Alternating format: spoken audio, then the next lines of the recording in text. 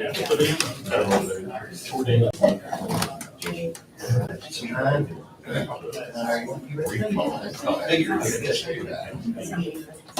we wanted that one, we called James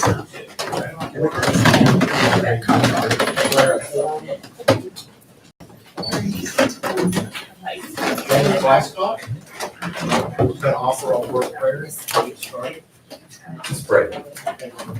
Father, we thank you for another beautiful day. We thank you for the recent rains, and we thank you, Father, for this court and the service they do for our community and our county. We pray your blessing of wisdom for them. We pray, Father, for your blessing of our country and of our state. And Father, we pray that all that we do today, we do to your honor and glory in Jesus' name.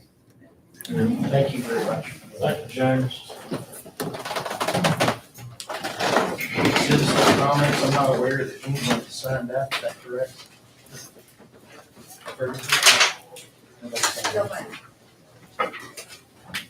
Minutes of the meeting from September the 9th. No, it's just one. I'll try to do that, buddy.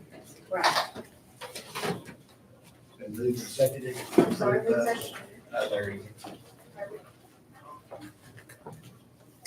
Those are approved as prepared. Any discussion? All in favor, say aye. Aye. Any opposed?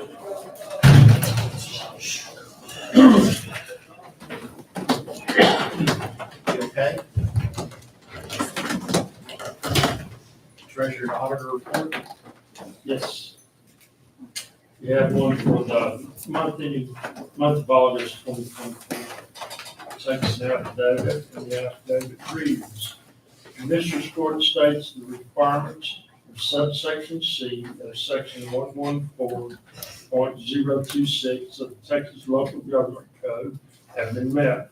The treasurer and auditor have submitted a report to the Commissioners Court for August 31, 2024. The court has prepared and examined the report and has approved it in the minutes.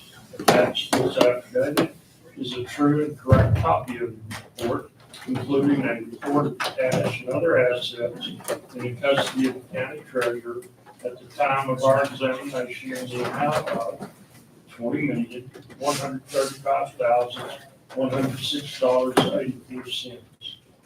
Approved by this Commissioners Court. I move we approve this affidavit. It's been moved and seconded that we approve the affidavit related to the treasurer's and auditor's report.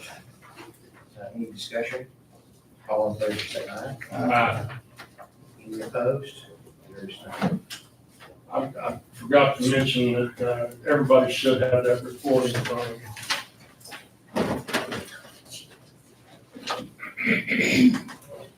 Burn ban, consider and take appropriate action regarding the countywide burn ban. Everybody's good? We can pass that, future consideration, no employee changes this week. Resolutions and presentations. Texas Feeding Texans Grant Resolution presented by NGDs. Good morning. Good morning. How are y'all? Good, and you? I'm gonna find a better way to make this short and sweet. And this is the resolution authorizing the county grant program year for 2025. Resolution of the County of Brown, Texas, certifying that the county has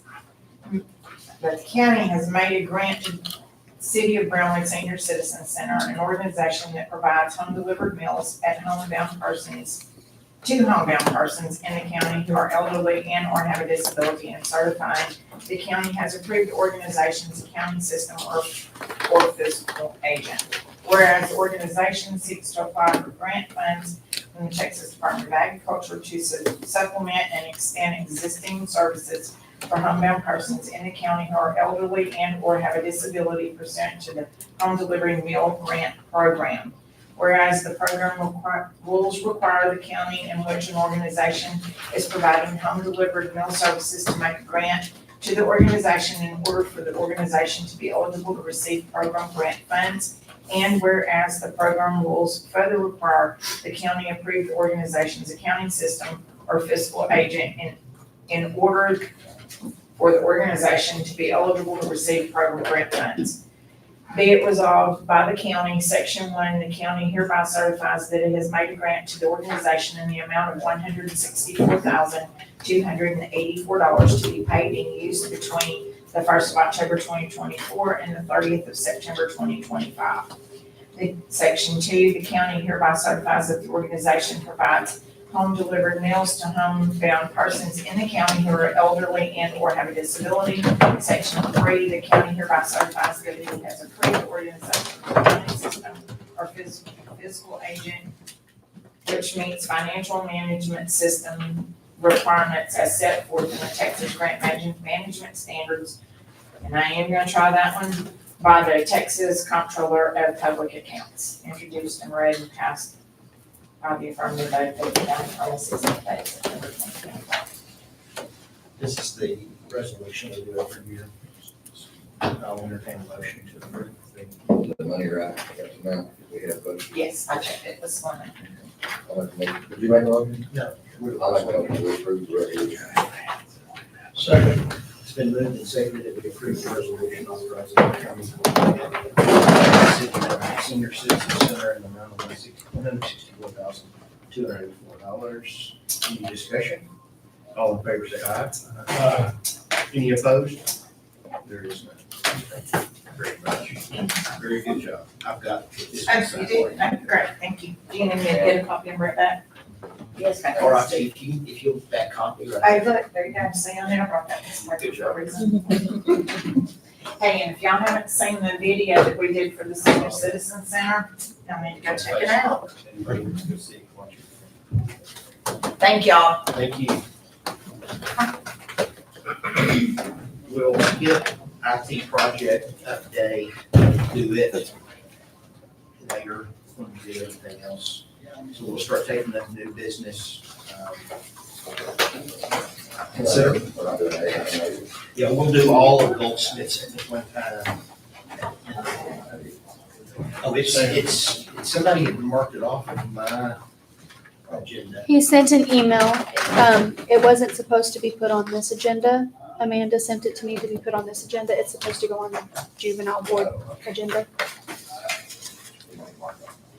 Thank you. Consideration of possible approval of the schedule of sheriff's service fees. Sheriff Hill. How are y'all this morning? Morning, Sheriff. I do want to, the only thing I want to change is my inmate housing rate. I want to move it from $65 per day to $75 per day. We got inmates over at Comanche County. I had inmates there, and that's when I started paying is $75. So I want to up our fees to $75. That's the amount we charge other counties. Yes. Theirs. Correct. Oh, and that's just for the out of county. I'm going to keep the city of Brownwood and city of Early and Bangs at $35 per day. I'm not quite ready to change that yet, but it's coming. So it's not changing, just that one inmate service fee. Yes. They're getting Okay. a pretty good deal on paying 35. They are. Well, we found out it's cheaper than dogs. They're 45.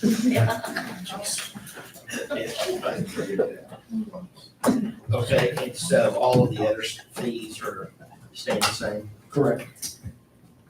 All right, well, I'll entertain a motion to keep all of the other sheriff's department fees the same with the exception of the rate we charge out of county inmates, or charge for housing out of county inmates. May want to make that motion?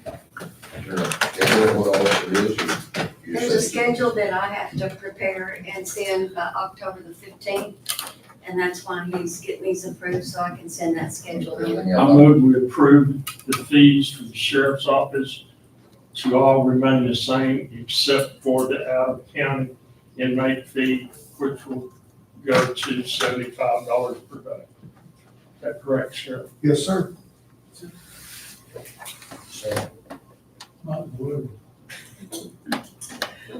It's been moved and seconded that we remove those recommendations from Sheriff Hill. Any discussion? All in favor say aye. Anyone opposed? There is none. Thank you.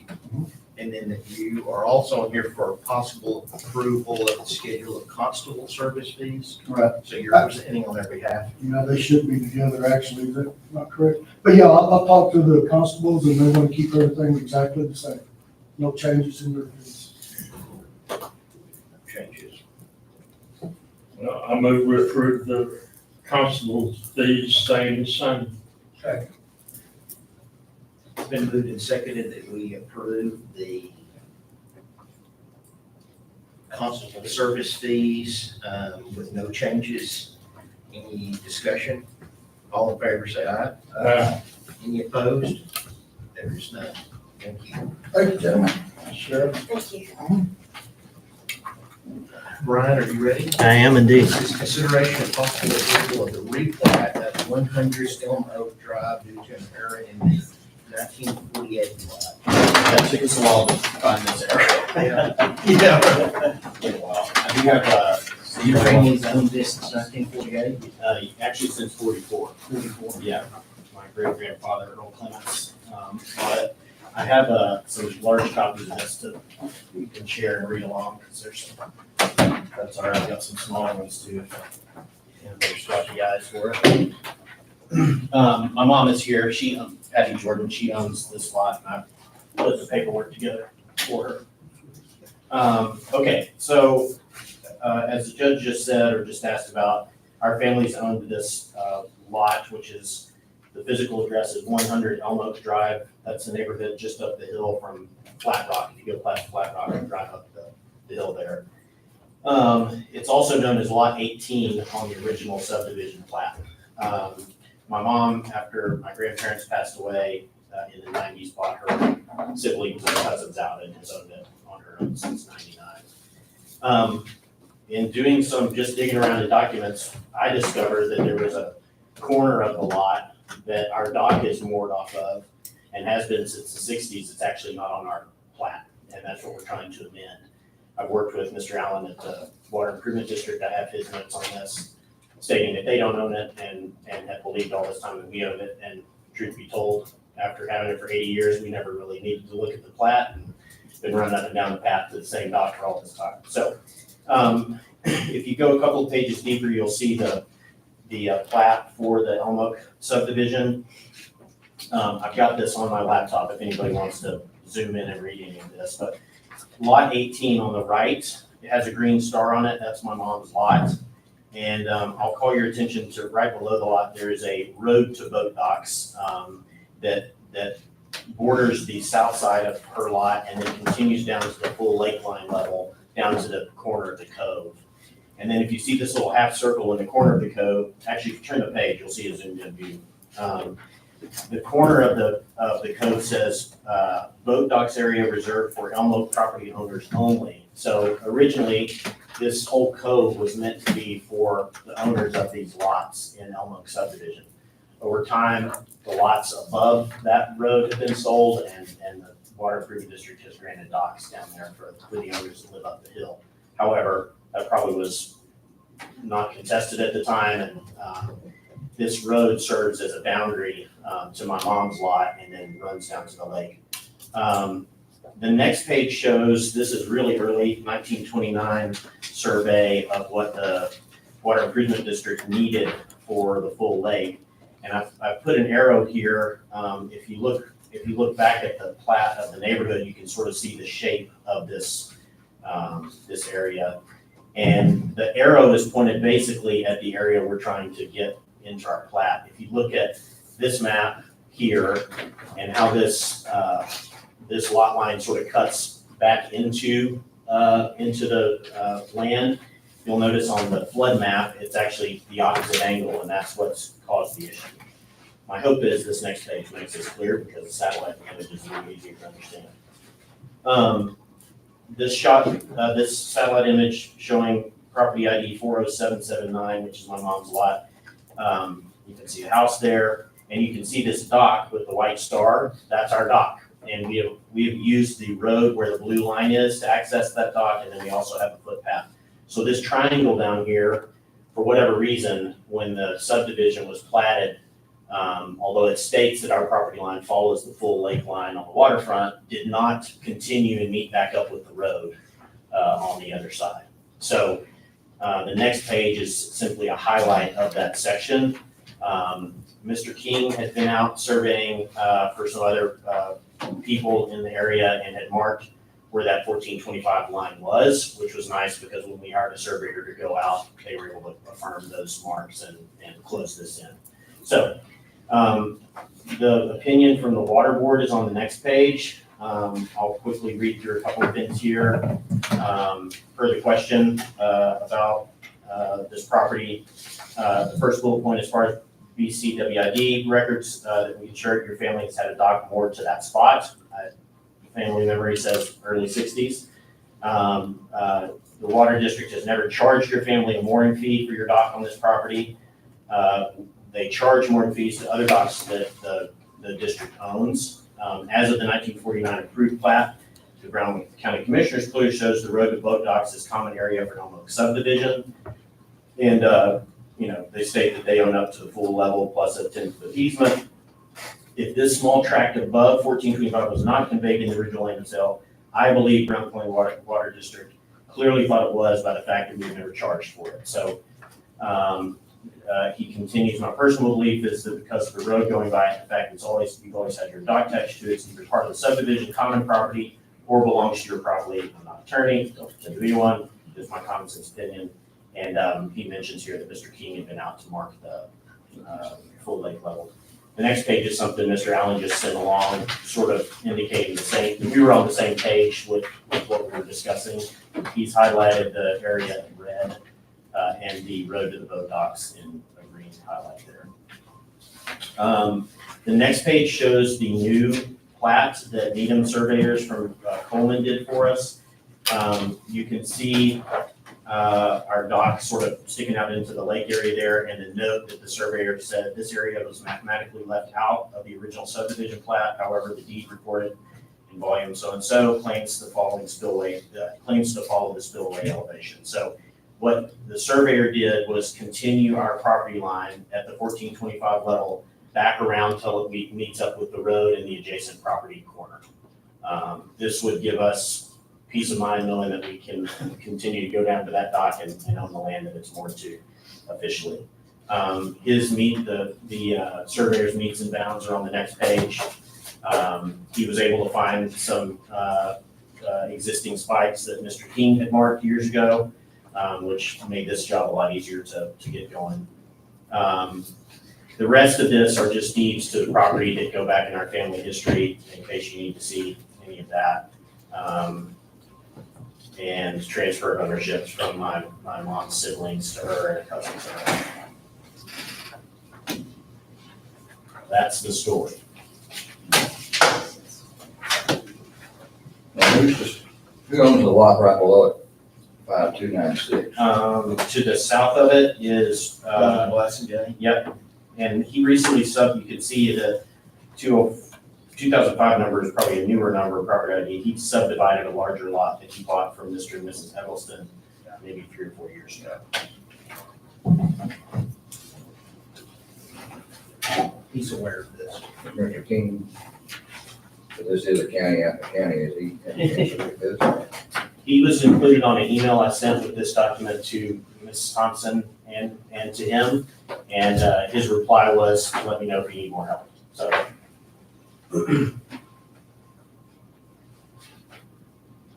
Yeah, he had done some work. I think the Freemans are on the other side, right? Blassingame on one side and the Freemans.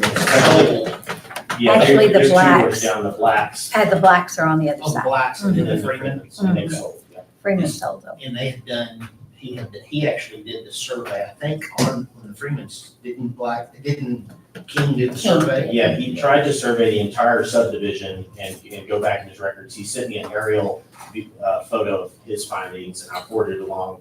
That was after our survey was done, but I forwarded it along to Needham and said it to let me know. He if there were said conflicts. King said that he had finally found every monument and agreed that the original plat was correct by the monuments that were there.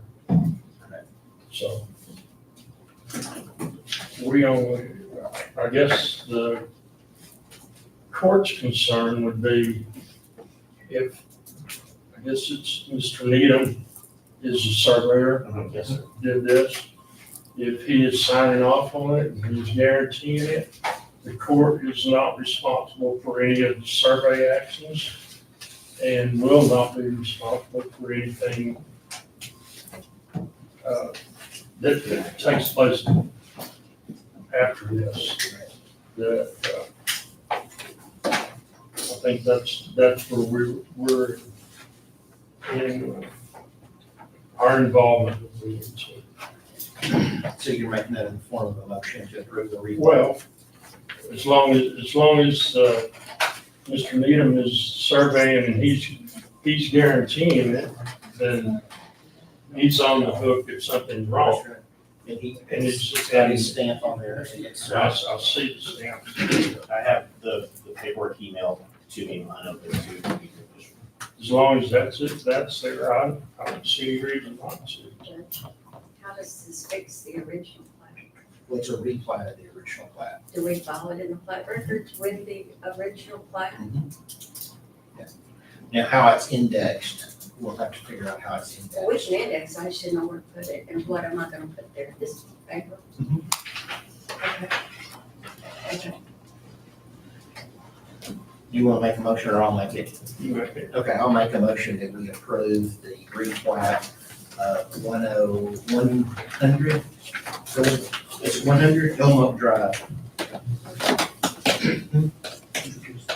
And then we'll get some in the precinct.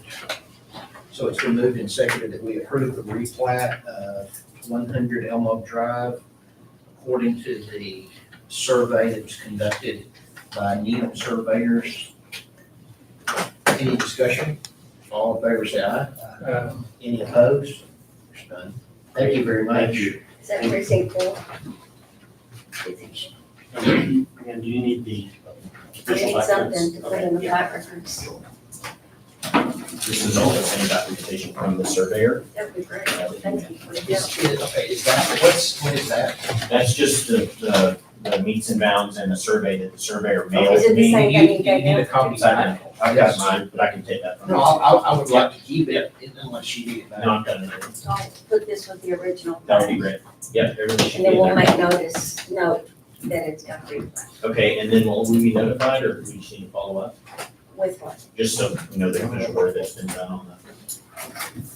I really don't know how to do it. Okay. No problem. I'm being Okay. honest. Just do it. Thank you. Yeah. Okay, I'll just follow up. Yeah, Sure. I was gonna say, we can, We can decide what to do with it. but we can send you something once it's been filed that shows what the, We can send you the volume, well, it's got a volume and page, it's gonna be replat of that same volume and page, Okay. but we'll send you something. it'll If be, there's your, it'll be is your a, information Yes, on there? and my address is on this and look here. Okay. it'll be a new volume and page. Okay. Okay, thank you so much.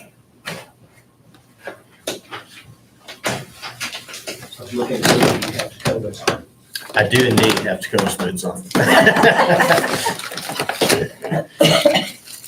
kind of feel obligated to wear those. Of course, I'm a company man. All right. I believe all we have left is Goldsmith.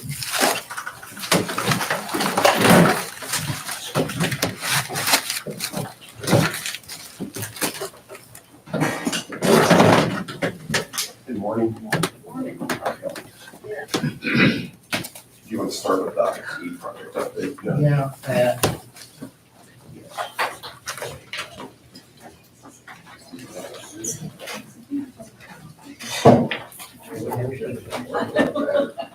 make our jobs a lot better.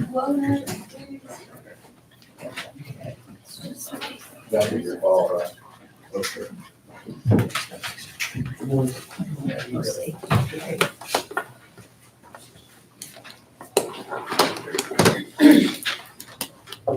This first item, which is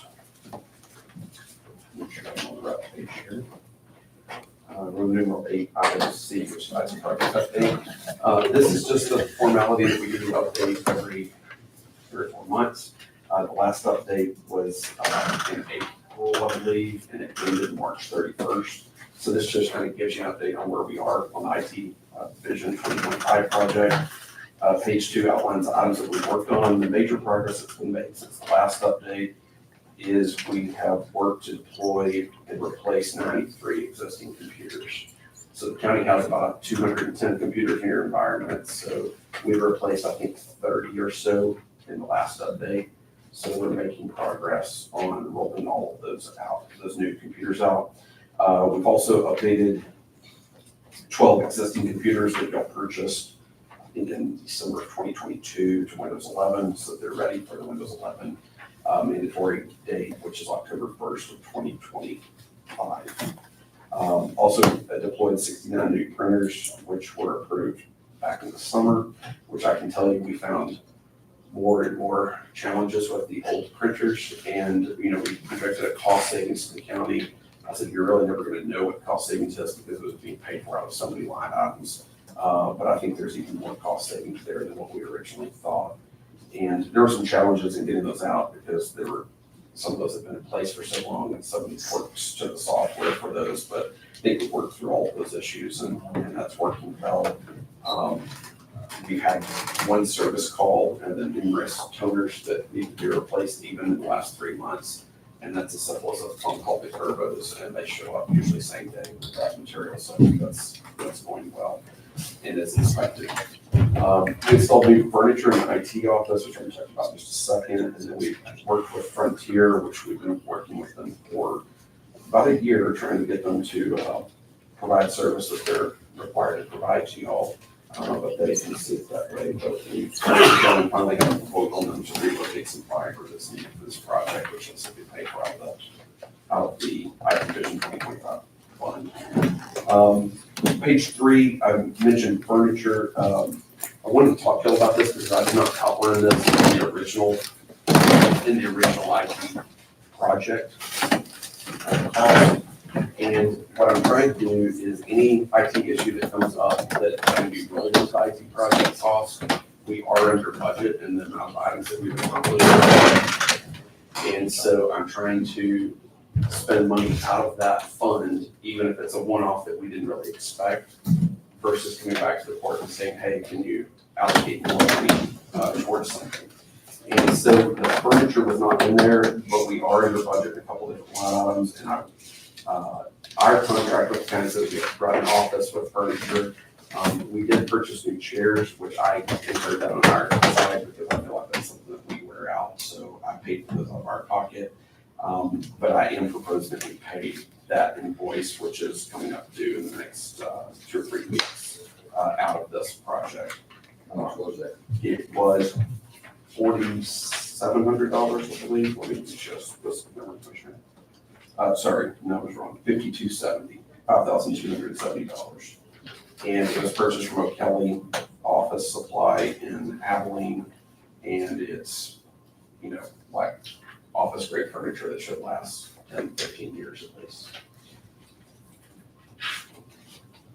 And as I said there on page 3, the chairs we paid for out of our pocket, just because that's typically how that works. In fact, the 911 type equipment, when we have to buy that, sometimes the furniture can be reimbursed, the chairs always have to be paid for separately. So that's kind of the philosophy I was following there. Let me give you the overall update and then we'll talk about any of the specifics here. Page 5 just shows you funds that were allocated for this and any change orders, which there have been 0 change orders. Page 6, 7, and 8 show you a breakdown of every single expense by category. Page 9 is really the page you probably want to look at, and it shows you over on the right percentage of the funds spent, and then it shows you basically what we budgeted per line item, what the cost to date is, and then the total remaining and the percentage spent.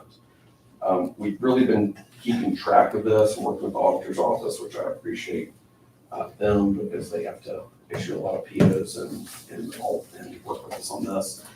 We've made sure that we are not paying any vendor, including Goldsmith, ahead of work being completed. Meaning, like, it's incremental billing from everyone that that's a part of this project. The one exception of that is Frontier. They would not even start the project until we paid them 100% full, which was $9,100. So we have a couple of billing grievances outstanding with them. I hope to return the favor, I'll put it that way, with Frontier. They've been difficult to deal with and have not been cooperative in any form of fashion. So page 9 shows you kind of overall bottom line dollar amount. We spent 21% of the funds allocated for this project. The reason, well, there's been a lot of work done. The reason that there has been more spent at this point is because there's basically 3 large ticket items. There's the server infrastructure, the cabling infrastructure, and the network infrastructure. And those 3 things alone equal 700, 800. Those 3 things alone are about $925,000. So that's why when we make the server purchase, you're gonna see that number jump quite a bit as far as percentage of money spent, and then the other 2 items as well. We're trying to get all the PCs dealt with, printers dealt with. Those are user affecting, meaning those are the things that your users care about. We were ready to execute the purchase for the server side, which was over $200,000, but we were made aware that Dell, that's who we're going to purchase the server hardware from. They also owned the software side of what we were going to purchase, which is called VMware. And Dell announced in quarter 1 or 2 that they were selling VMware to a third party. And so we backed off of that purchase to see how that's worked out, because there are competitors to VMware now. VMware was always the industry leader. There's one competitor that a lot of counties are moving to. When I say counties, I'm talking about big counties like Benton County, Dallas County, et cetera.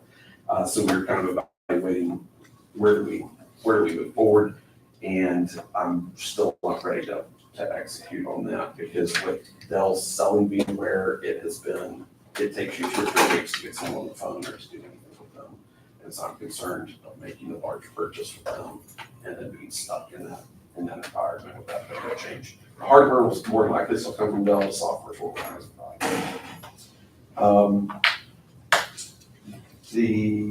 Okay. Sorry, up there. Overall, integration support is currently at 14%, and that's because we've only built for kind of the initial phase of things, because we're waiting until we complete the next phase before sending you an invoice for that. Are there any questions on that I can answer for you? Just as a reminder, and for the public, this is being paid for out of the ARPA funds. Y'all approved this back in October of last year. It has a proposed completion date of May 31st of 2025. However, the funding deadline isn't until the end of 2026 when it comes to ARPA, meaning that if we go over the May 31st for whatever reason, which currently I'm not expecting that, but if we run into any slowdowns or lags, we're not in any kind of crunch to get things done in order to make use of ARPA funds. Are there any questions I can answer for you? Okay, thank you.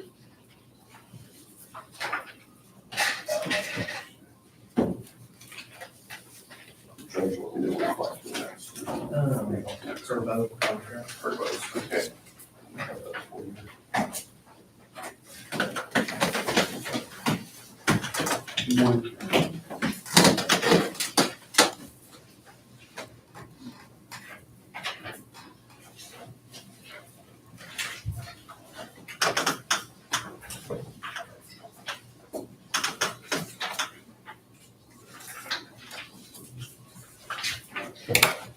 Okay, when we met in June, I believe, y'all approved the printer agreement with Turbos. Yeah. Which is just for giving it away.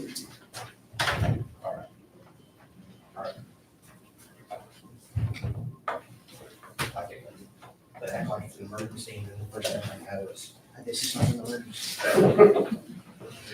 So when we met in June, y'all approved the printer agreement with Turbos, which is to replace all the individual printers in the county. I told you at that point, we were still working on the copier replacement, and we were trying to evaluate current costs, contracts in place, dollar amounts being spent, et cetera.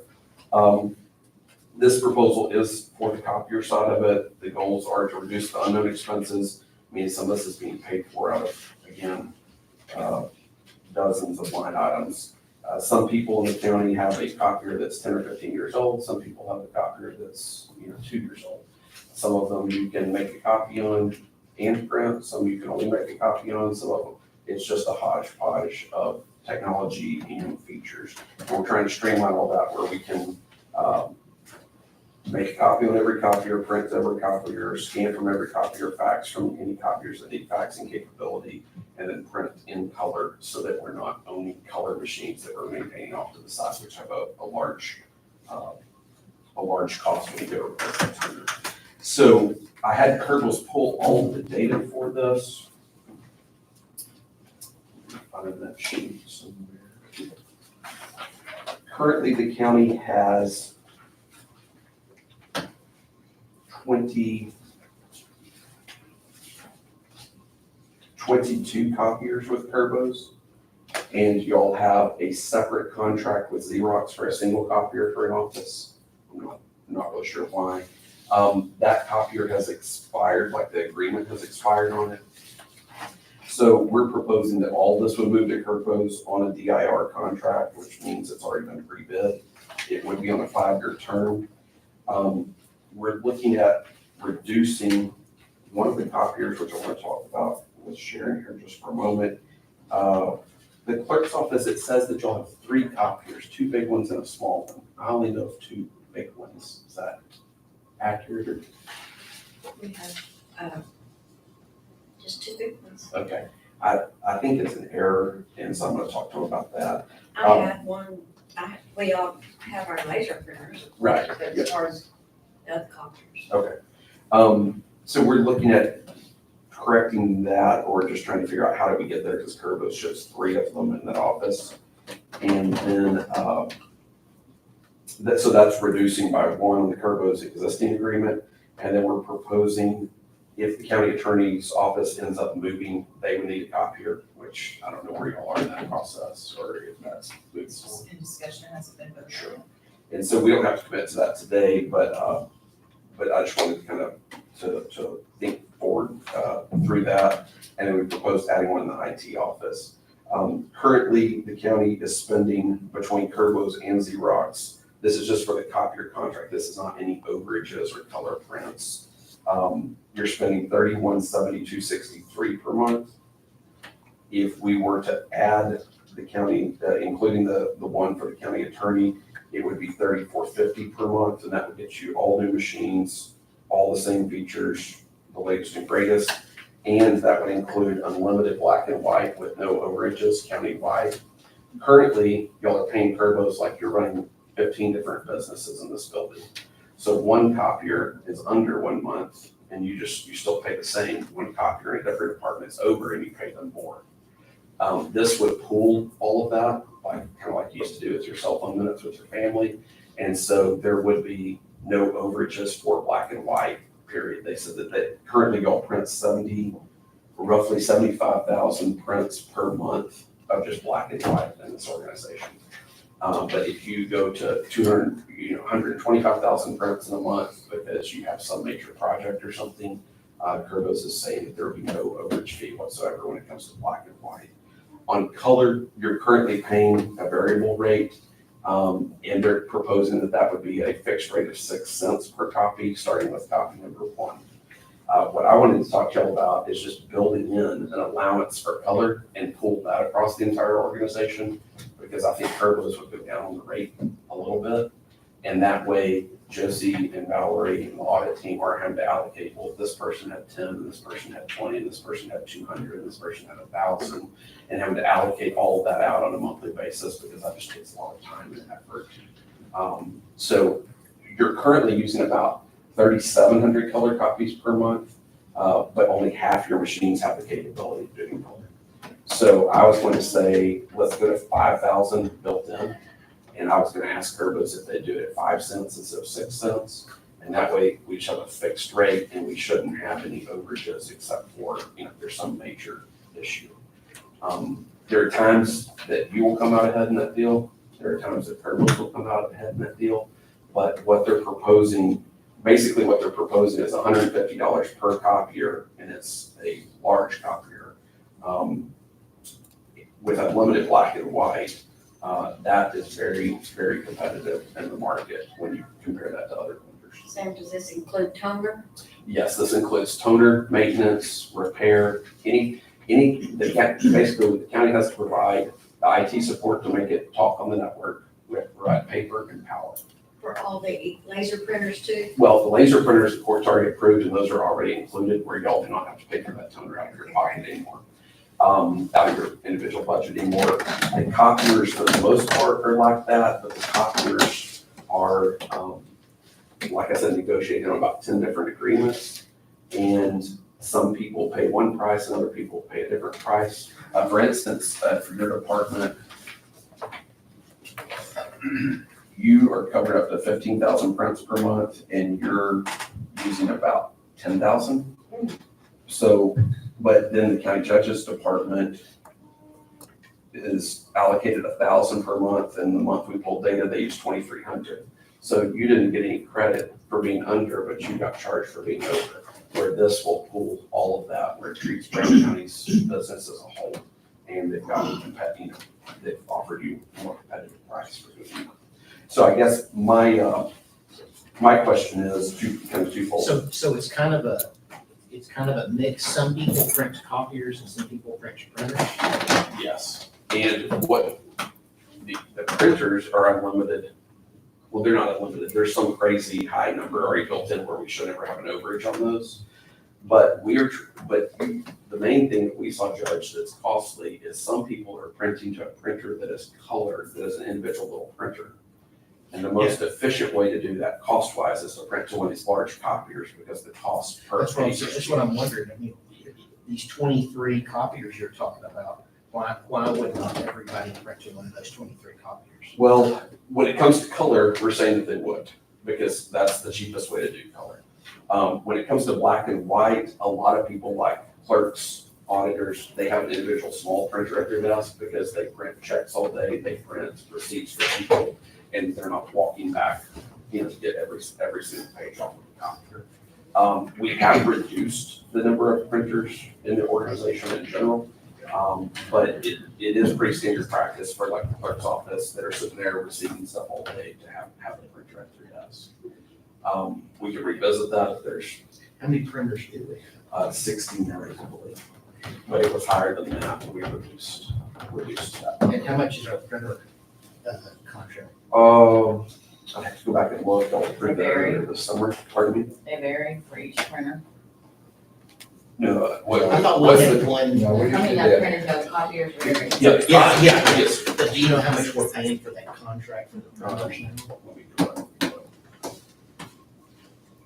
Like I have a printer in my office, but sometimes I have, the clients in there, and due to HIPAA, I can't just leave them in there. So I have to have a printer in there. Right, meaning your copier's down the hall. My And the copier's down the hall permit's in the on. main But I office. want you to, I don't want you to get. I get up a lot. Oh, trust me, we've had a few candid conversations as we've tried to reduce these things, but I've reduced as much as I felt comfortable with, not based on, getting a tongue lashing, but based on, what logically makes sense for the organization and trying to get things accomplished. Okay, give me this one second.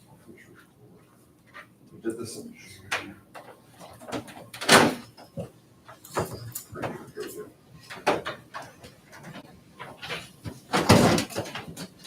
Currently, you have 69, it looks like, and it's a total cost of $1,253 a month. That includes up to 63,000 prints on the printers. And when we did the estimates, we don't expect you to cross that. If you do cross it, it's 2 cents. So one thing that we would do, and I've done this in other counties before, basically send out an email to kind of educate the users. If you want to print something, there's people that print a 500-page manual once a year because some new rule comes out and they want to have it where you flip to it. If you want to print that stuff, that's just a one-time mass volume, print it to the copier, especially if it's black and white. Because that doesn't count against you, and that it would ensure that you never go over your print allowance. When it comes to color, we set the color machines to where they default to black and white unless the user goes in and overrides it. Because color, if you have one line on a page that's colored, it counts as a color. Yep, exactly what you're saying. So we make them go in and select the options to get it to come out color, or go up to the machine and finish color. Because if they just put print by default, we want that to come out black and white, so it's the cheapest way to go. So my question for you are, I think, twofold. One, if we want, depending on where y'all go with the county attorney's office, I've got that built into this number. If you don't want me to approve, if you don't want to approve that today, that would take this proposal down to $3,300 a month. I mean, it's a $150 difference. So you'd be paying 33, kind of apples to apples, you're paying $3,300 a month versus $3,172, which is $128 difference, and getting all new stuff and all the same features. The other question I have for you is, do you want me to ask Kerbos to build in a color allowance, which will be it'll be above this $3,300 a month, so that we're not paying. So we kind of have an allowance for that, and only if we go over. Well, I think your allowance, what you said, was about $250. Yeah, I was. 5,000 at Yes, 5 sir. cents a copy is Yep. $250. And I don't know if they would agree to 5 cents because they proposed 6 cents, but I would think if they are guaranteed to make that money, that they, competitive for color is anywhere between 5.5 cents to 7.5 cents. So they'd be on the low end of that, but I think, they've been nothing but competitive and accommodating so far. So if y'all want to build something in that's an allowance, that's what I would propose, and we ask them for 5 cents per page on the color. Well, I would just propose giving you that authority to. Let me ask the person that makes all that happen when it comes to billing. Would that help y'all when it comes to billing, not have to break that stuff out, or would you still intend to break that out on it? Where do those print overages get billed right now, I guess? Individual departments. Okay. And so y'all break that They out? send us an individual billing for each one. Okay.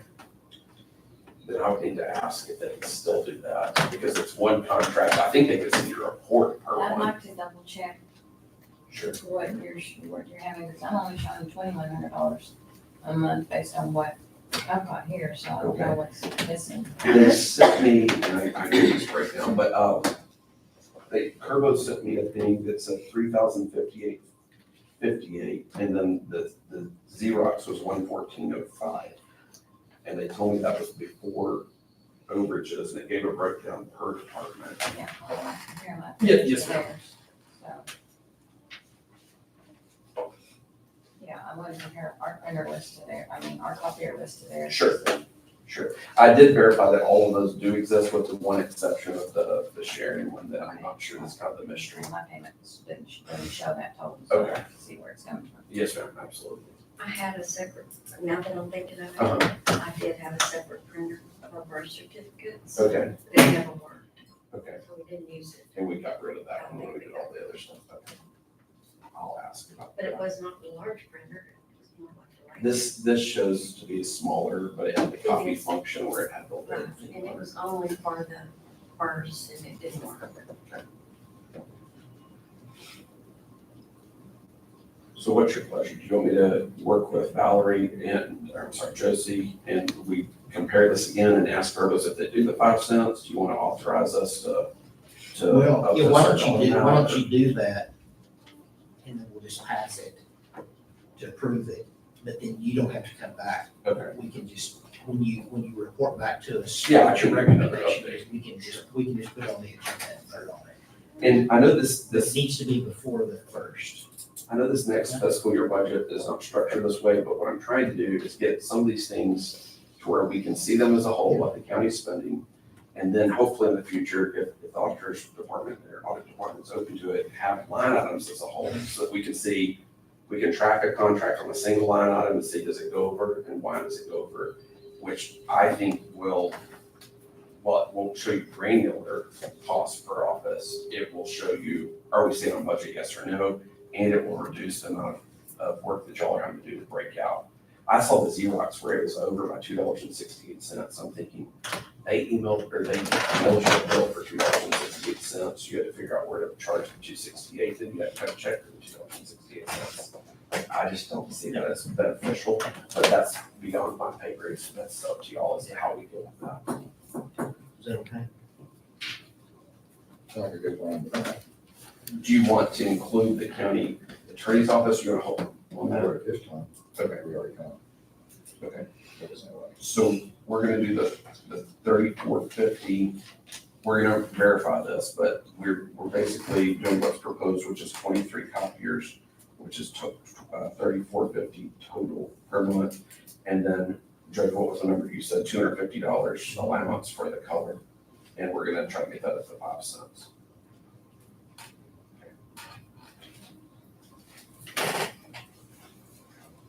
I know what I need. So this will be an agreement that you'll have to sign, so I can bring back the agreement once we have that cleared, ironed out and everyone's happy with it. Leave it to y'all how you approve this, or if you have to have a vote or whatever, I don't know. I can sit with it. Consideration possible of approval of a contract with 8x8. Oh, yes, sir. Okay, so we're not taking a vote on that, because it will have to be in the commissioner's court minutes, so you'll be send it back to y'all, and then y'all, I don't have to come back with what you're saying, you'll just, okay, I understand that. Yes, this is something. Not bad, I can see if I have those.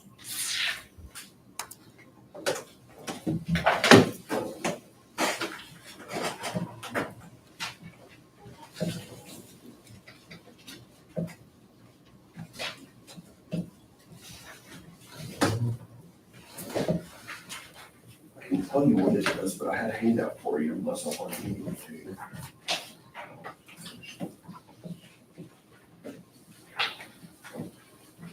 Sorry about that. What this is where we're proposing to install to fix issues of juvenile probation and county agent. There was no formal agreement, and so we've held off on billing y'all for that, but I talked to y'all in Commissioner's Court about this, and you said, yes, it needs to be fixed, just move forward. We are basically proposing this on agreement on a TIPS agreement, which is at, let me get a number here. I apologize, I don't have a printout for this.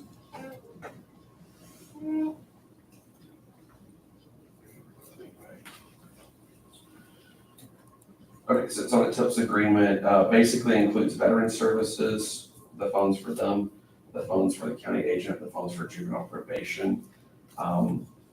Josie, I don't believe we've been invoicing you for this, because I have a note that just says this needs an agreement before we can invoice you We've been paying for phone service for 8x8.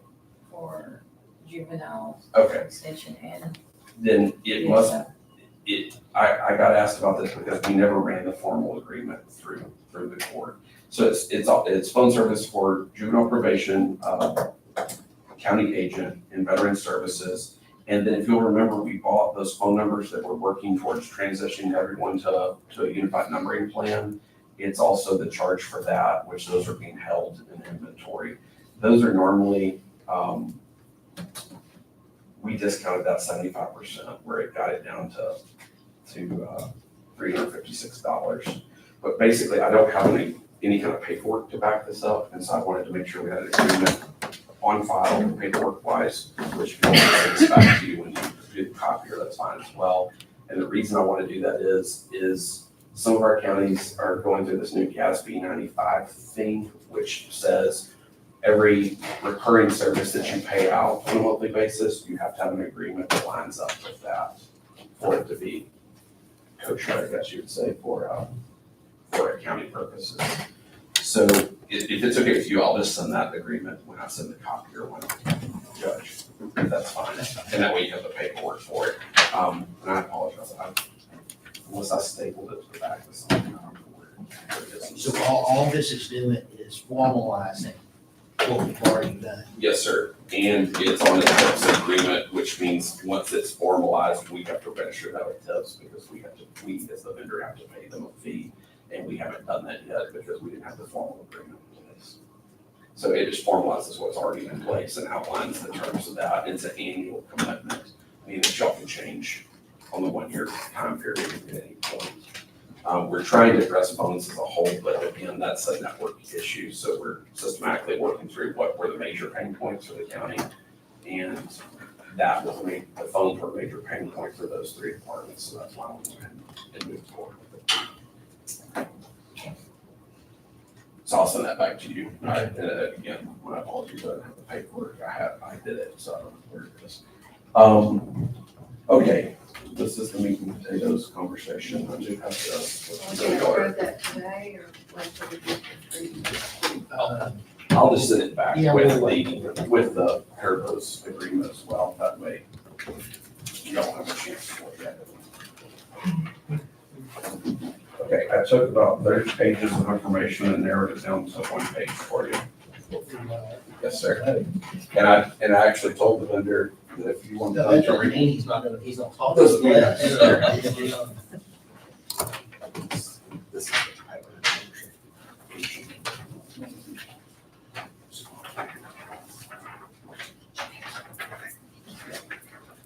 the Here, there's one more. So when we met,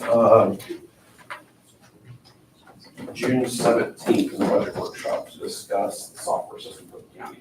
This is something that the county has been considering and looking at, as you'll know, since the fall of 2021, I believe, was when it started.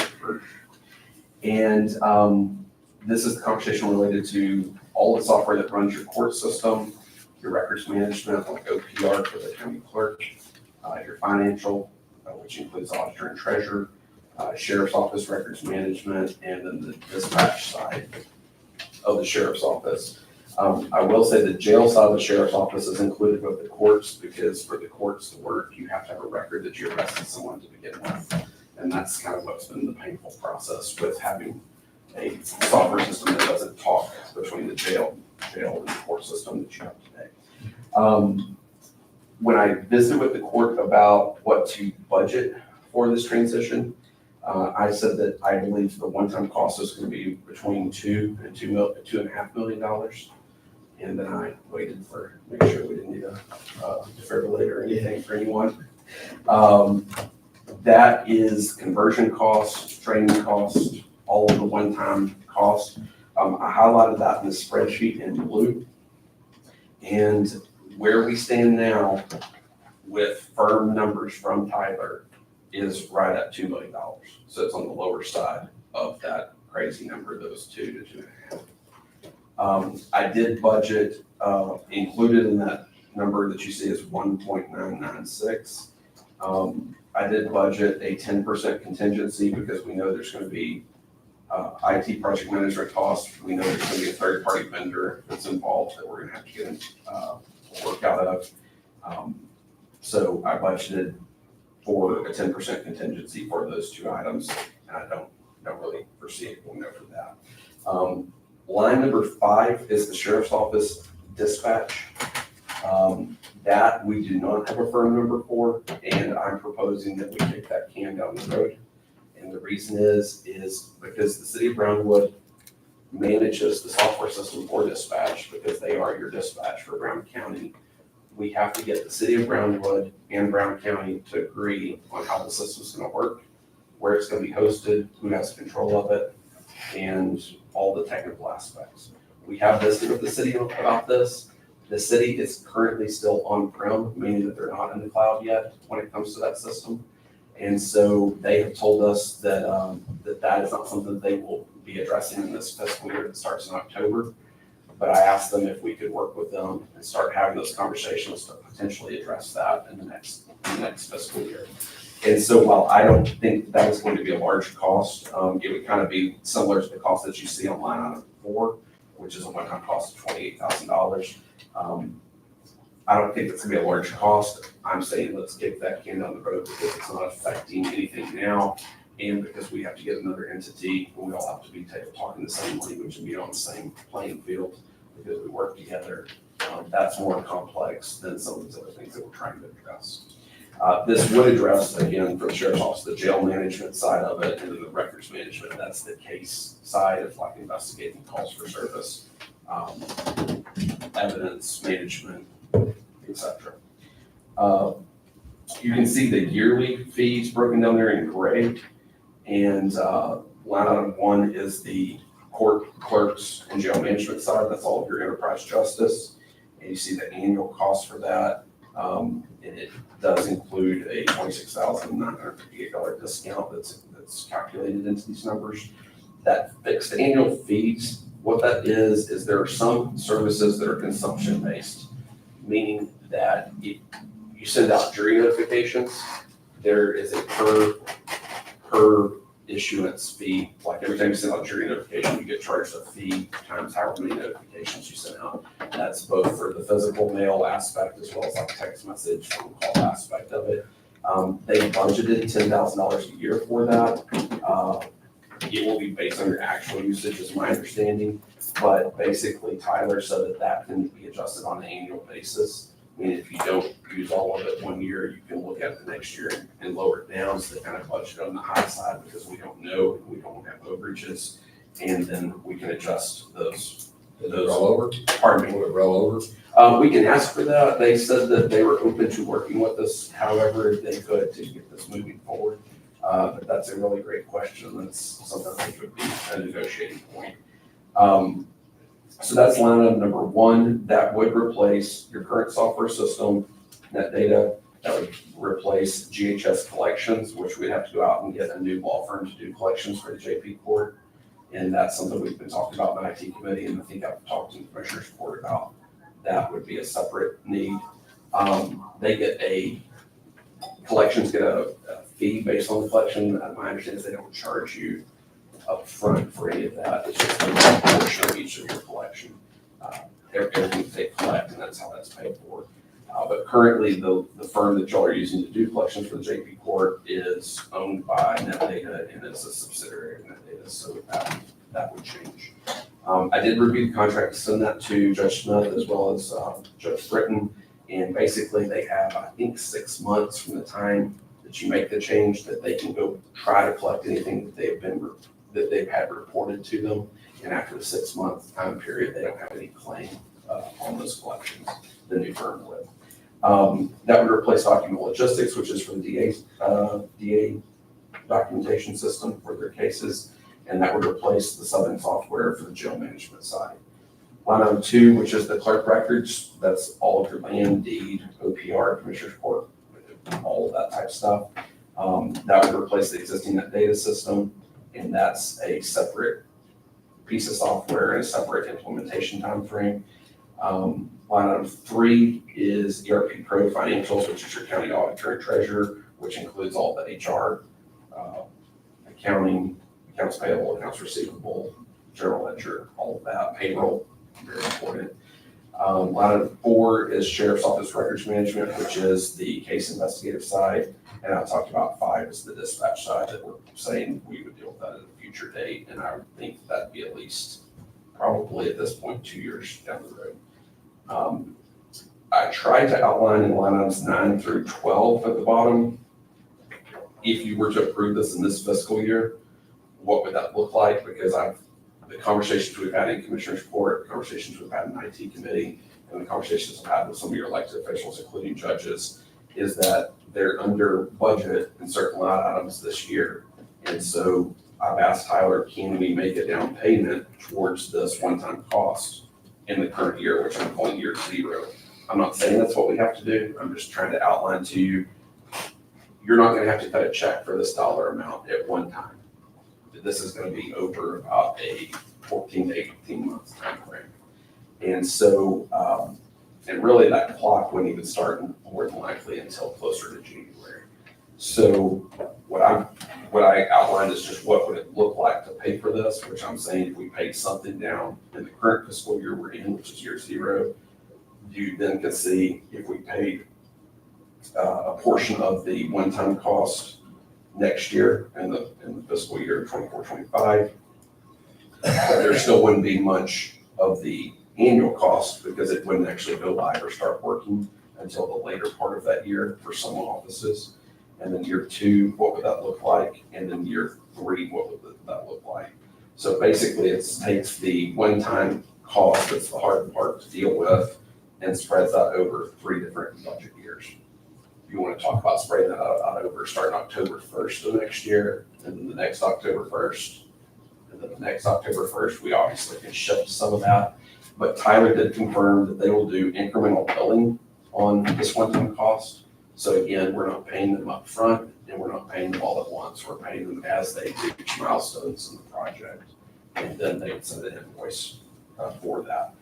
They haven't said official, well, I don't want to put words in their mouth, but they've said that they've always worked with counties because they know this is a hard thing to get past. Meaning, let's say they complete work in September of next year, and we've already paid everything we had budgeted for next year, and we need to defer that to the next year. They're not going to come after you and, be calling the auditor's office or whatever, saying, no, you're on day 31 and doing that 30.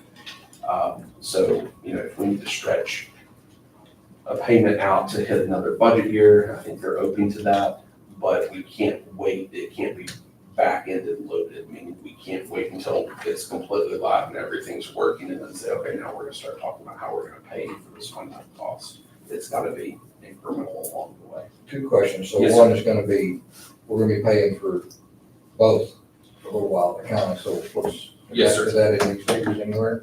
That is not, and, this square that says continue existing software, I expect in the year 24-25, which is the budget year you're about to begin, that you have to pay, your current fees that you're paying. Which you can see, you're not incurring very much expense on this side, it comes out the annual cost. And then the following year, 25-26, I expect that you have to pay something, that you have overlap in those two years. The current contract renews on October 1st with no increase unless it's proposed in advance and it's past the time frame to do that. So we know that we're locked in for next year.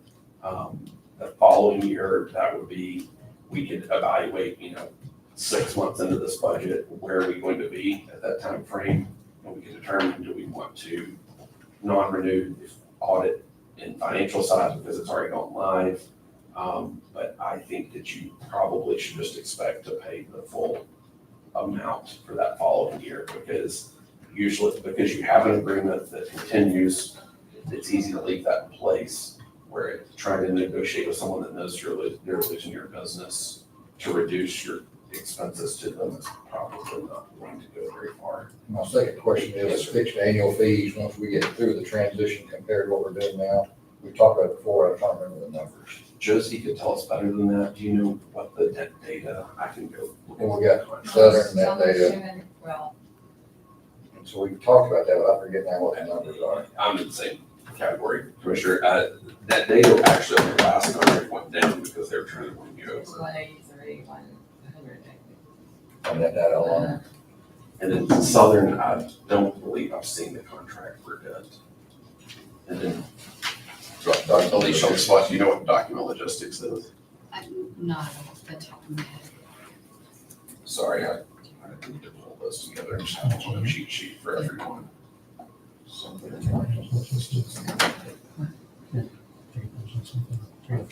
just trying to remember the numbers, I was thinking it was really, when it's all said and done, it's not that big of a difference, but I don't know. In the long- I want to say you're paying in it for somewhere 286 in my mind amongst everything, but don't quote me on that. We'll have to go back and look because I also had not seen the net data contract until the last few months, and I had seen an older one, and they actually were more competitive on the newer contract, and so y'all were spending twice as much as I thought you were. But do you know what y'all have budgeted for it next year in Atlanta, or do you have? Oh, she won't on my laptop. Okay, that's okay. Sorry, I didn't mention the spot. I was just curious, we can remember the numbers. So I think why this is before you today is if you want to pay for something out of this fiscal year, we have to move forward with this. And I'm not saying that I'm not trying to pressure you into that. I'm just telling you, if you want that option open to you, we have to have an invoice by September we don't have to have the invoice, but the invoice has to be dated September 30th in order to encumber those funds and pay for it out of the current fiscal year. Tyler cannot backdate an invoice. I've asked them out there, a publicly traded company and under house scrutiny when it comes to finance. So they have to have a contract in place in the month that they issue an invoice. Or even like me, if we enter into an agreement October 2nd, they can't make it look like it was a September 30th invoice. Well, as I recall, Judge Smith thought he was gonna have some overs to be put into this year's budget. He wasn't sure about next year's. Does that still stand? I think so. I think so. It was a pretty significant, I forget the number, but it was. Well, Yeah. on the 320 right now. That's what's available in the budget right now, so we still got to pay the rest of the year. it wasn't just district court, it was also included CPS court and Judge Moss's misdemeanor court. I don't know how much for Judge Britton is in there, but That alone really was, so. But Still has the rest of the year. That's Don't just we have an hundred indigent. and 28,000 that has to go to the public defender? So you probably, Well, you're not quite. I don't think that's that's to be determined. that's to be determined, yeah, that's a good way to put that. Thank you. But right now, the indigent budget is sitting at 320 available for the rest of the year. Forever, Okay, I all. thought you meant your whole general fund. No, the 320. indigent feds budget. You're gonna have to stretch those pennies. Okay, I may have misunderstood, Sam, yes, sir. from our talks way before last. Yes, sir. I thought that they could invoice us even if we didn't have a contract yet. That's not my understanding. I may be wrong. And that's, so that's not my understanding. And of course, we want to do everything in a transparent manner. And I didn't ask them. And I don't think backdating invoices that big of a deal, but when it comes to a public company, it is a big deal.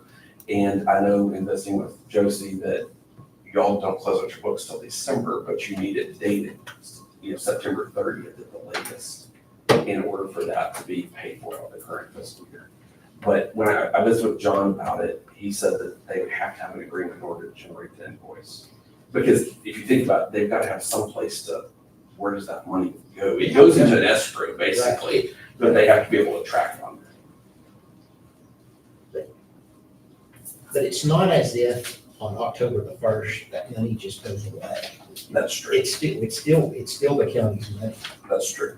And so, And that's one question I was gonna ask, because it goes into your fund balance, and then to pull out of the fund balance, you have the budget to pull out, except to pull out of it.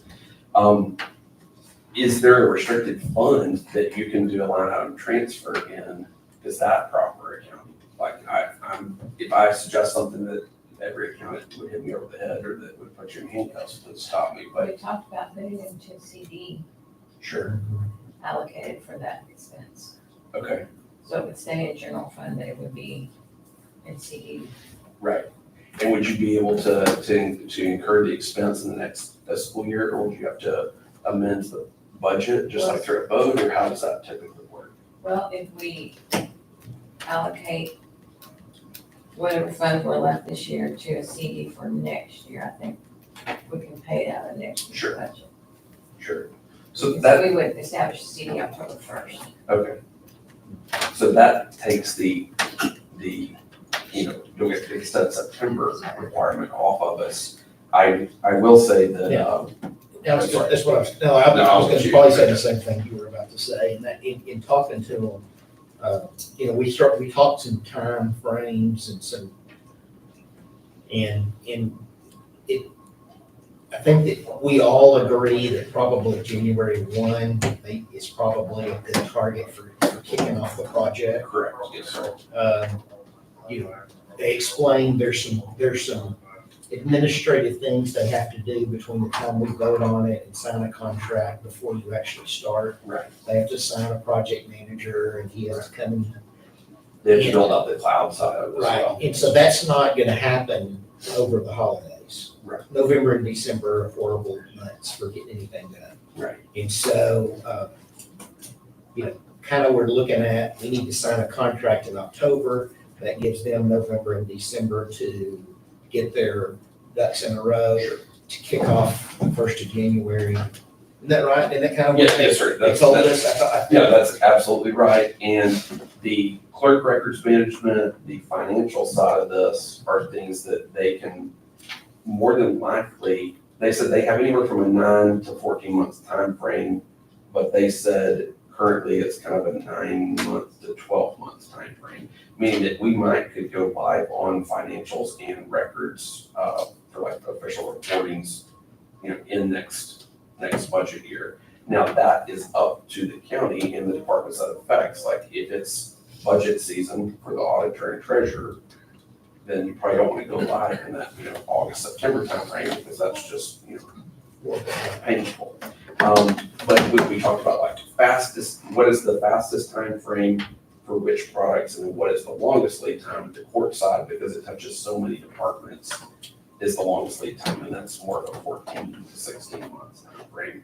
Not for when you sign, but for when that start date kicks off, which we're going to talk about January of 2025. Do you,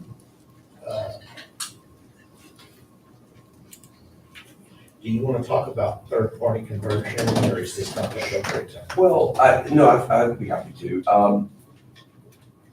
When the court gives us some kind of direction and says, yes, you're entering into an agreement, and then we need to review that agreement with legal, obviously. And that's when I want to fine tune, like, can we reduce some of this hours and put that money over in contingency? Hoping that we can save some money, because I think there is money to be saved, but I'm not going to try to, carve off 1% or 2% of this project until I know, whatever that percentage is, because it's gonna be small. We want to save every dollar we can save and spend that money wisely, but I don't want to, get down to that granular detail until I have some kind of approval from the court that yes, this is moving forward. One of the ways we've talked about that is there is a third party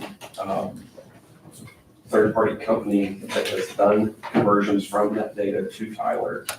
The gentleman used to work for for NetData, and Sharon has used him before, Mr. Wilder. And so we visited with him about, are there ways that he can extract the data from NetData, get it in the right format for Tyler, and then how many hours would that save us on the Tyler side?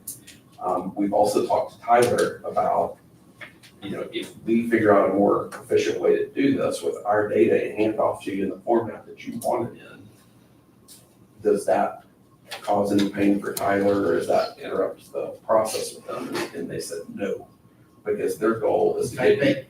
In fact, They told us that was a good idea. Yes, they told us that was a great idea. Their goal is. Because NetData doesn't play well. Well, Tyler's goal is just to get you onto Tyler's product and move forward. And they don't know that data, and they just want the stuff in the right format. They don't care how you get it there. So if we can get it there, we as Brown County working together and working with a third party can get it there faster, better, cheaper, they're completely open to that. And for us, that's the most expensive part, Yes. extracting that data and converting it. Yes. And so Don't you have to have NetData's agreement to extract it, because they don't agree to anything? The agreement talks about extraction, and they have to give us, I believe, I'll have to go back and look at the contract. They have to give us at least 2 of them under our current agreement. Because I have, things that need to be extracted now, and they won't do it. Well, I thought that was stuff you wanted imported. It is, Yeah. that's not the same thing.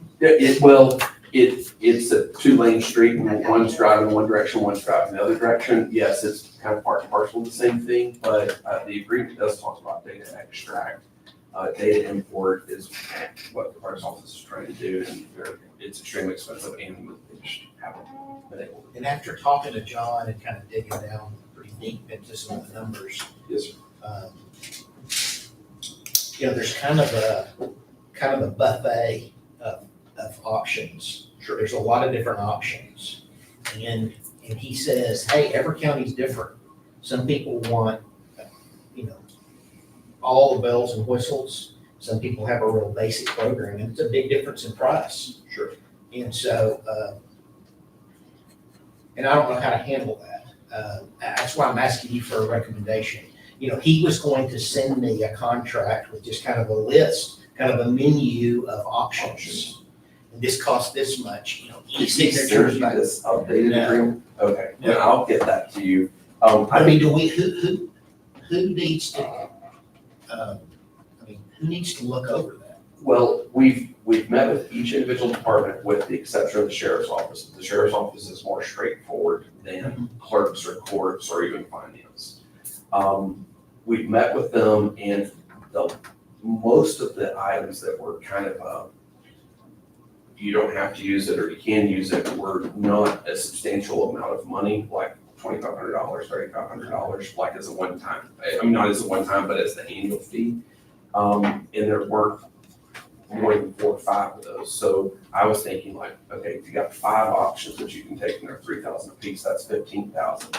If we want to do that, great, we can do that when we start carving this and reviewing that agreement, but $15,000 compared to, 434 is not, please hear me, I'm not saying it's not nothing, I'm just saying that we're not to that granular level yet. The main things that were larger items were related to jury service, and when we talked to the clerks, that, or specifically the district clerk, that was something that I think is a great value to the county and benefit to the county. And so that is in this proposal, and that's one of that $10,000 a year fee.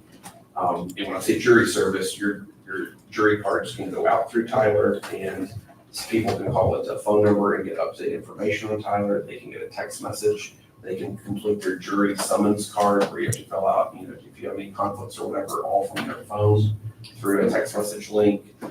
It's stuff that is going to, in talking with the judges and clerks, and they're here, so I'll let them speak for themselves, but I think it's going to, improve your likelihood of people showing up for jury service and being qualified for jury service and make that process move more smoothly.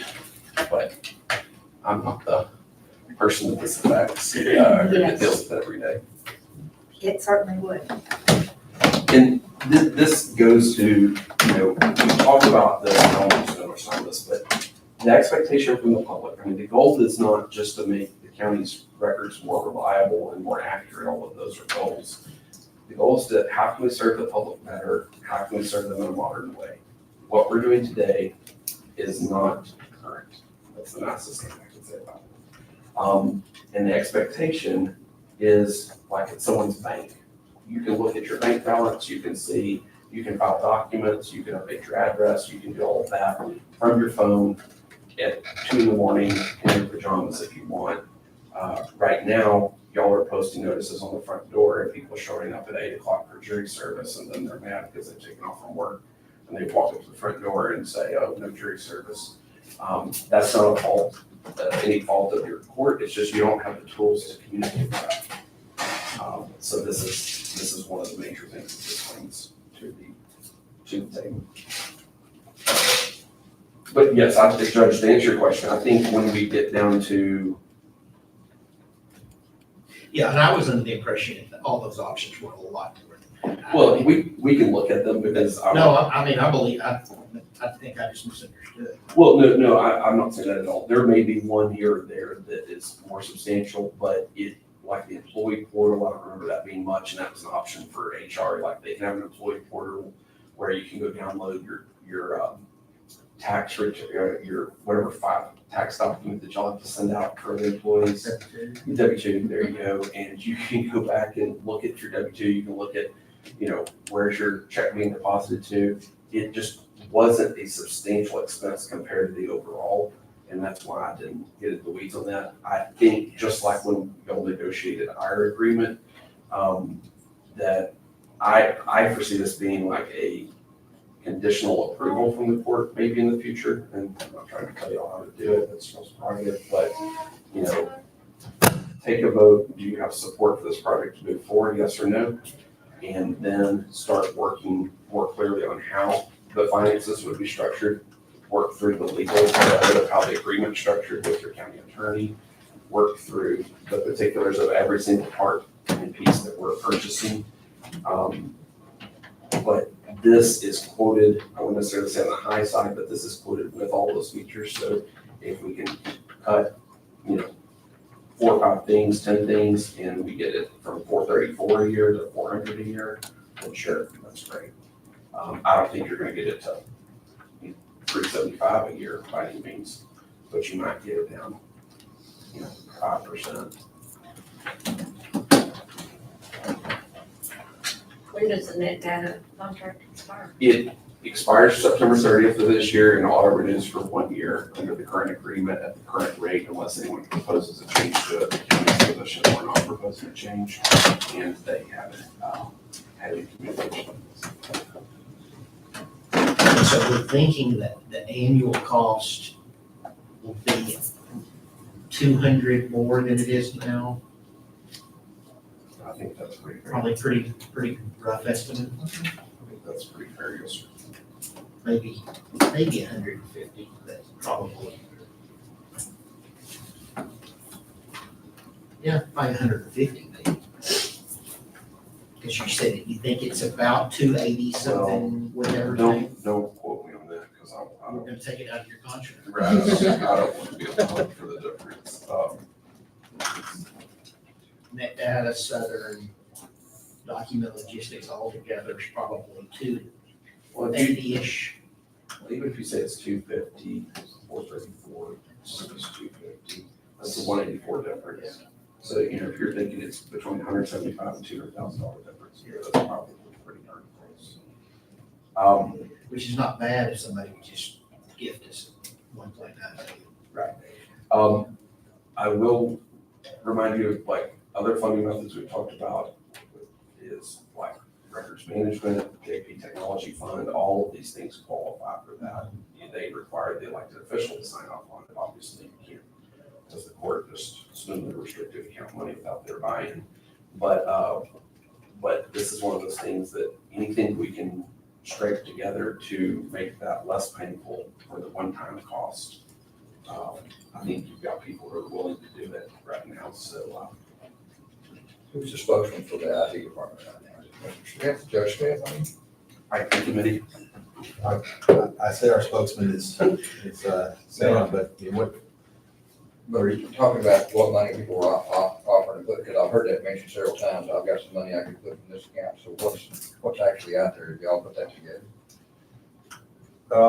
well, I mean, speaking for the judges, certainly the indigent defense budget would be one. I heard Sheriff Hill one day say that, I think the last time we were together, he said if he has money left over.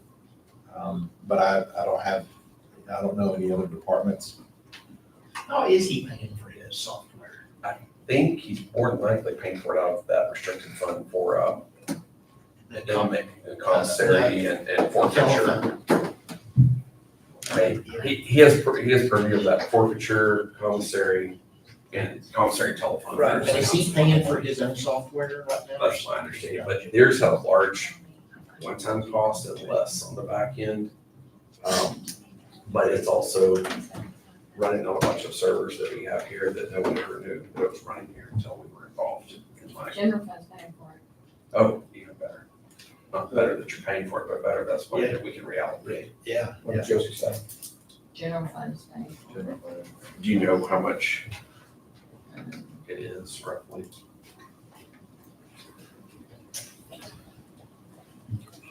We have 3 payments at $850, I guess that's for the server. 5806, 6152, and 853 times. So that's less than $20,000. It's more like 15. And the document logistics is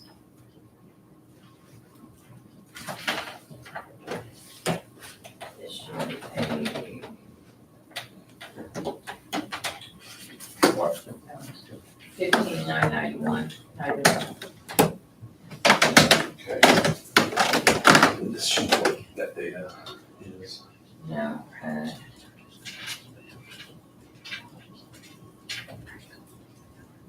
Commissioner Kelton, another answer to your question, Cheryl Jones, the district clerk, just said that she's got a record preservation fund that she checked into and would qualify as well. And what that number is, the auditors may have more access to, but it should be substantial. I was about to put, I've got a project going right now, but It's got $85,000 in it right now. I have a records management.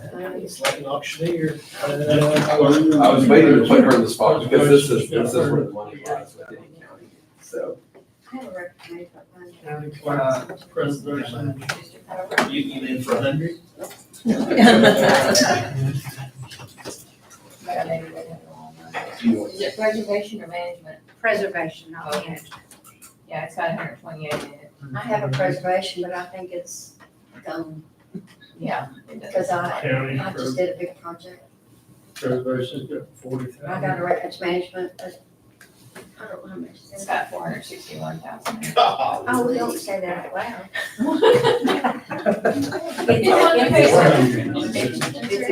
Yeah. $461,900. Take that for years. There goes half of that for 855. I mean, if you can talk this side, that's gonna do I will 100. give, I will probably give what everybody else gets.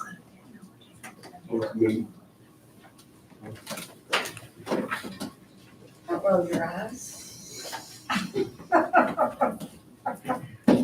Which, by the way, I had a couple of people in the community tell me that, You did not. yes, I did. No, you didn't.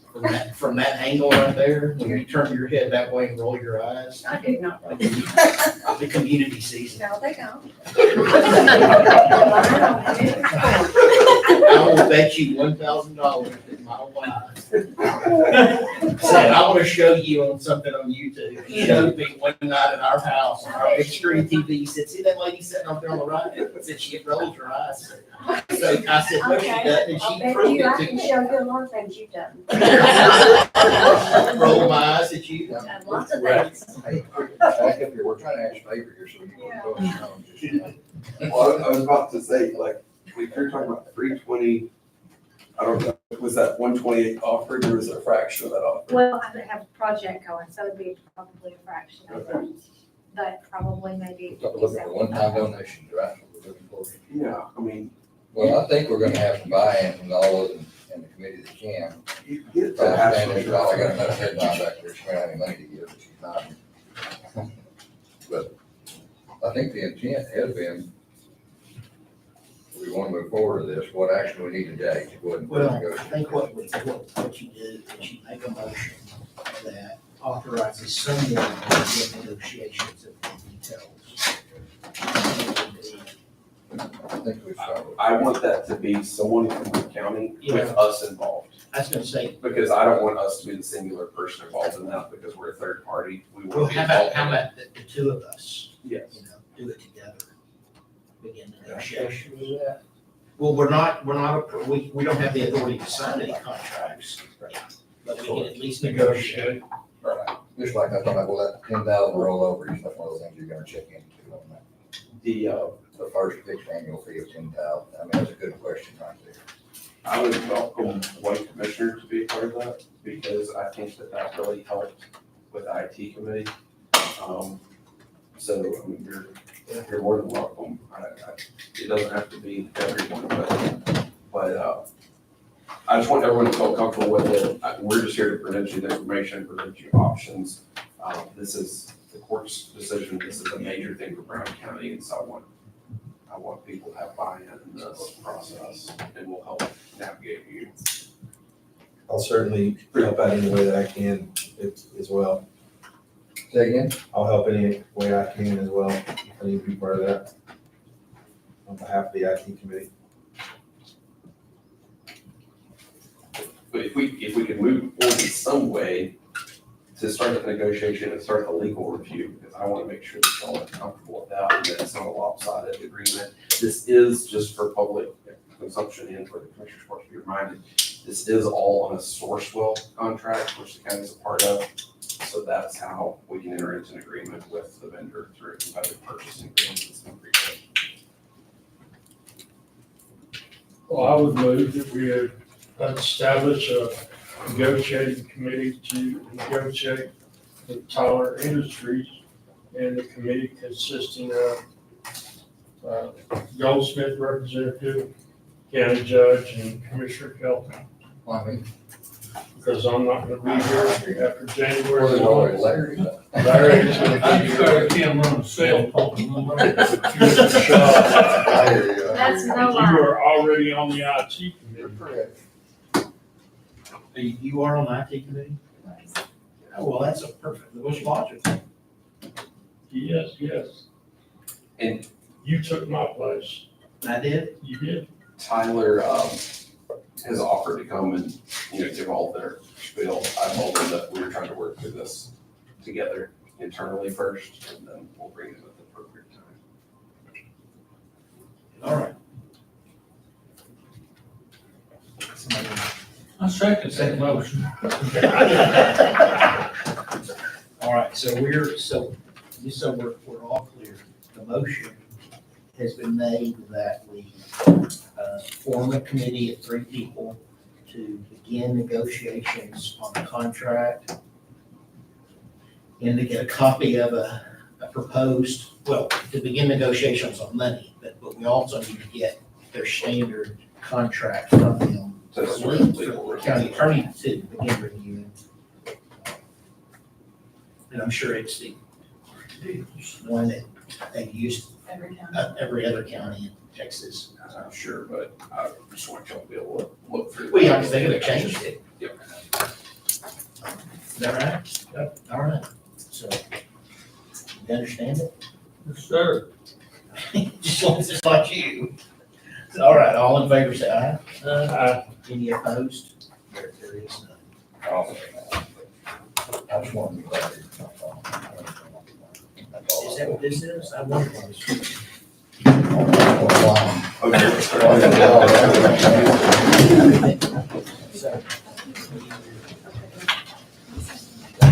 Still works. Just so we're all, we're here to just see us. That was a bad.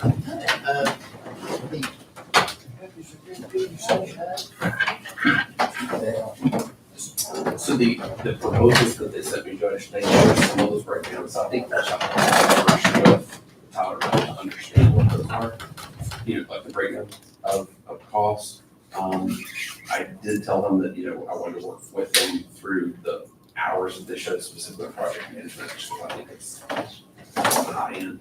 And if we can utilize some of these other resources to, accomplish what we need to accomplish while reducing costs, right? Yeah, and something else just to remind me when we do talk Yes, to sir. them. Remember, they kind of had a different,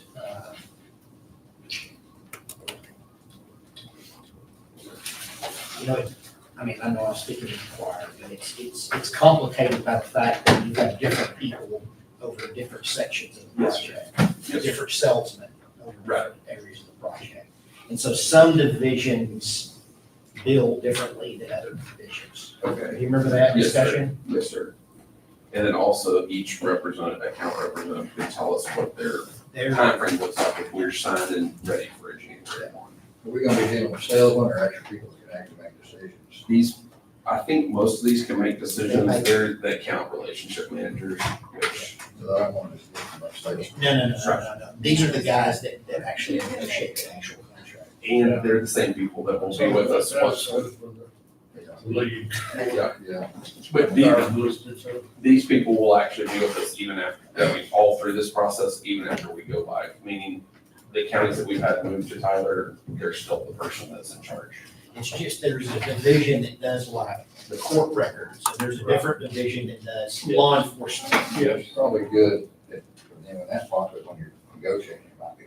Well, the hard part, and that's what I was wanting him to make a note, is that, as far as paying it out and how you pay it out, that two divisions do it 2 different ways. But in my end, under the understanding that y'all are gonna either at a future meeting or decide you're just gonna put any money you can from this year into a CD, which will help defer it, and we can do this. Which we'll know pretty soon what Yes, that is. Yes, sir. And we're not under any time crunch as far as the. The other part of the way is, we're writing a check for X amount of dollars, Maybe we'll have it's to, going to Tyler, and they or maybe distribute we it can do it, accordingly. yeah, I guess we can do it September. money will be there next year for it. Sure. I don't know, we'll have to figure out if we have to wait till October first. Right, I don't see this happening before October first, I just want to get before the court now in case you want to do something before October first. But it needs to be in our budget, though, so we kind of, it is on That, a bit well, of a that, time crunch. do y'all have an adopted budget? Not yet. Okay, so, We typically will have to wait until last minute. sure. Is it the 25th, Judge? Fourth, 24th? yeah. Okay, That's next Tuesday? Yes. Yeah. so how do you Same thing as this. how do you address that? Well, I don't think there's gonna be much yearly fee next year. If we're gonna make it, or I guess what y'all are saying is you're gonna take as much money as you can, the current fiscal year, put that in CD to put it in a kind of reserve fund for this. Right. I think that you should expect Yeah, it's not. that year one, 800 and something. Yes, sir. That's, well, I think we could push the 280. I was trying just to put something in this budget year. I mean, I think if we budget for the 855, but we can work through that with them and say, do we think we would cross this number in year one? I think that's probably gonna push the next year to, more than 800. But I don't see, because we're only really 9 months in this new fiscal year, because January to September, I don't think that you would have to add the 850 and the 285. I was just trying to break it up in smaller bite sizes, easier to swallow pieces. I don't think we're gonna be able to run it 800. So if you, okay, so let's talk through that for just a second. Yeah, So there. Okay. if we think we can come up with 500, which you said 320, and then But the 320 is what's sitting in that account now, that doesn't take into account any expenses are gonna come out. Come out for the right rest of the now. year. okay. But that's my call. That's all the indigent defense has left in it. But I mean, indigent defense for everything, for CPS, for misdemeanors, for everything. So how do we get closer to $500,000 to encumber for this next, or, to budget for this next fiscal year? Because I think if we start in January, we're gonna consume that in the first, let's say, there's 9 months, January to September. I don't wanna get 4.5 months in and then we run out of money to pay towards this. And then they just stop working on it until we can make the next payment. Or we can talk with them through that and tell them, I mean, you're really just kicking the can down the road though. Where Yeah, my that next year's gonna be a impression, little more painful. my impression from talking to John, it was just us, was that would not prevent him from going forward. Sure. No, I think you're absolutely right, Coach.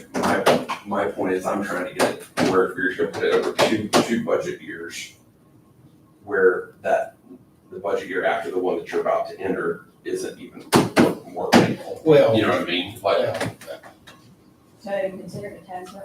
I mean, you probably may have to. We might consider Sure. a tax note. Well, we have an option of, these one-time things, or it is fund balance.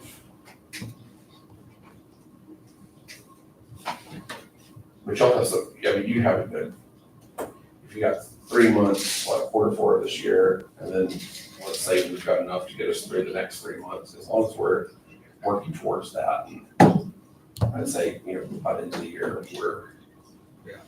we're on the path to where we're not gonna hit a roadblock. I just don't know what your budgeting process looks like from if you issue a tax note, how long that takes, and then can you amend your budget to show that revenue and then show that And we expense? can start that in October, the tax note, and then that's a debt service. Well, I recall Commissioner Worley and Commissioner Shaw offering a portion of their $450,000 ARPA funds. No. No, you didn't? Oh, yeah, we did. I think that's about You it. didn't? Yeah. Do We you, already did that, already did what? off those, Offer those yeah. funds? Yeah, that was 360. So that would be a big- That's been done. that would be a big help. We're not giving any more. It's still $1,550,000. Yeah. And ARPA funds are have been allocated to precincts.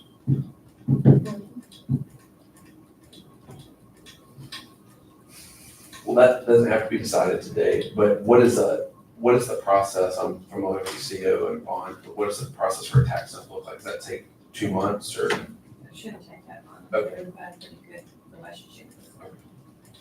I did check because we talked about this with like a government capital, which is a public financing for government stuff, and those interest rates are rough right now. Yeah. I mean, I can present them to you, I don't have them with me today, but it used to be like 2.25, Yeah. 2.4, and it's. I asked him if he'd ordered one from 2 years ago. Of course, I'm gonna start coming down, I don't know. Pardon me? You can recap the policy what they come up with. Sure. Well, and I did see in the news, the Fed's talking about changing. Yeah. Like even possibly this month, so, I mean, I don't think it's gonna be significant, but. No, but Yeah, it is. we may not, but we may not need it for another year. Right, yeah, We don't know where it will be. well, that's the other thing, because they do incremental building, I think as long as we have a game plan, we're working towards that game plan, because interest rates being at all-time high, or all-time high in my lifetime, but I've heard horror stories from the seventies. Carter bags. Carter, give me Carter. Yes, sir, I wasn't gonna say that, but yes, sir, you're right. 20%. Yeah, yeah, but, as long as we always have money in that restricted fund where, we know that we're not gonna go to zero, we can wait and see what the economy does and what the interest rates do. Again, that's beyond my pay grade, I was trying to make sure we're all on the same page, so we don't, I know you don't wanna talk about this every meeting for the next 2 years, so. Okay, that's all I have. Do they take, he said, y'all will talk about the other meeting for the next 2 years. Do what? I just want to make sure I did it, but I wrote it down. Okay. Okay, any other questions for me? I think that's it. Thank you all for your time. Thank you so much. So we're gonna pay bills?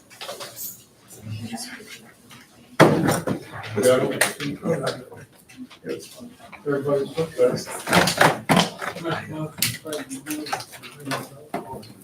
Second.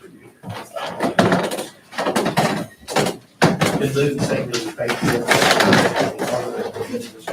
Discussion. All in favor, say aye. Adjourned. Jennifer. So I make Tuesday, right? Not Monday. Not there, for just a second. I gotta, yes. Wildlife plan.